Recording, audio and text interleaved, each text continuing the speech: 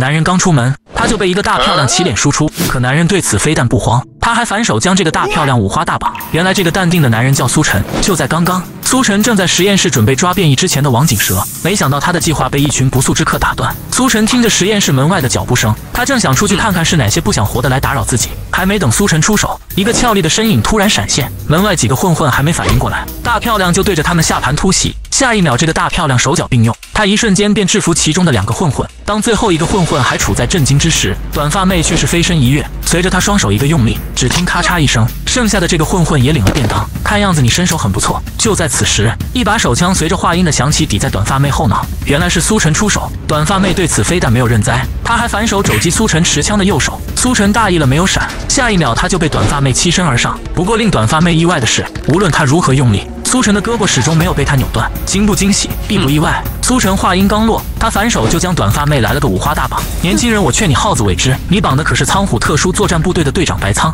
现在立刻马上放开我。苏晨闻言并没有解绑。仓虎队吗？那你认不认识卢晓峰？白仓听完顿时一惊，他马上反问苏晨：你知道小峰？可只认识，我还救过他的命。苏晨脸不红心不跳地说。在接下来的审问中，苏晨得知此时的学校已被逃犯占领，而且他们将学生作为人质抢走了仓虎队的武器。苏晨在问询的同时，他竟将牛肉拿在白仓面前烤着吃。该说的我都说完了，你还想将我绑到什么时候？一直被绑在凳子上的白仓向苏晨抗议：放开你也不是不可以，但请你不要像刚才那样用腿夹我的脑袋。苏晨解绑的同时打趣道：那你也得分点肉给我吃啊，混蛋！缺粮时刻，白仓最终还是没忍住美食的诱惑。酒足饭饱之后，白仓表示他要去端掉这群逃犯的老巢。苏晨闻言对此毫无兴趣，那你赶紧走吧，别打扰我干正事。既然这样，此次可能是我们唯一的一次见面，我现在就去把物资抢回来，学校里的那群孩子才能活下去。白仓说完正准备离去，没想到苏晨突然转头来了一句：等等，你说有物资？小峰可是我好兄弟，我跟你一起去吧。话分两头，被逃犯霸占的行政教学楼这边，一个面容粗犷的中年男人正询问小弟：交给你们办的事情怎么样了？老大放心，我们人手已经集合完毕，只要您一声令下，冲破学生宿舍的防御轻而易举。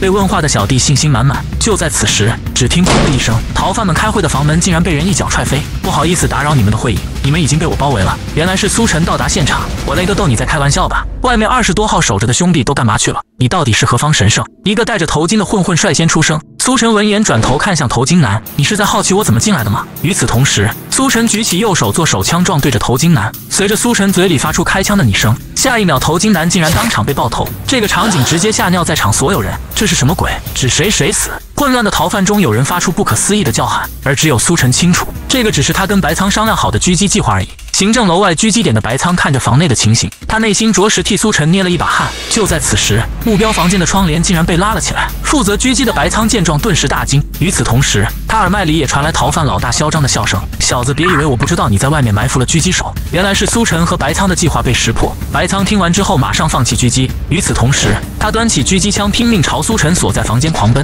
苏晨，你可要撑住，我马上来救你。然而在白仓飞奔路上，耳麦也不断传来惨叫：可恶，赶不及了吗？此时奔跑的白仓内心焦急万分，苏晨，我来给你报仇了。不一会，随着白仓一个滑铲，他终于突进目标房间。哥，你终于来了，不过可能有一点晚。房间内唯一还站立的苏晨，此时他正举着逃犯老大看向白仓打趣道：